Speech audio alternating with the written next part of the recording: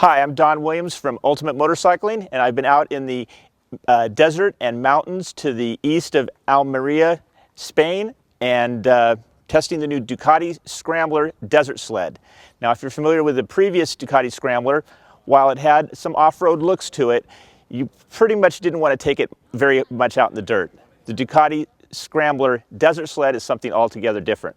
Inspired by the desert racing bikes of the 1960s, which took street bikes and converted them into dirt use, the Scrambler still has a lot of street bike in it, but they've beefed up the suspension, they beefed up the frame, they put on full enduro tires from Pirelli that are made specific for this bike with big block treads, 19-inch front, 17-inch rear, so not quite the full dirt bike effect, but you have wide bars, crossbar, a taller seat to give you a little bit more room, and the point of all this is the motorcycle is great to ride in the dirt.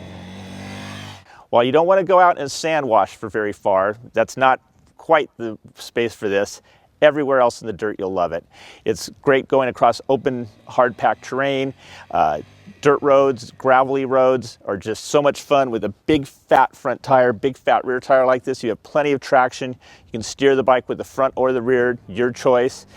And it just works great as a street-oriented dirt bike, I should say. The suspension travel is far superior to what you would expect from a bike that's been converted from a more street bike. KYB suspension works great.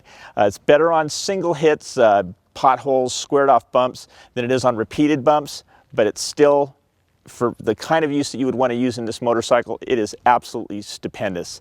The engine, it's a lot of motor, but you're talking about a bike that weighs over 450 pounds, so you do want to have enough power to move you around out in the dirt and to steer the bike the way you need to.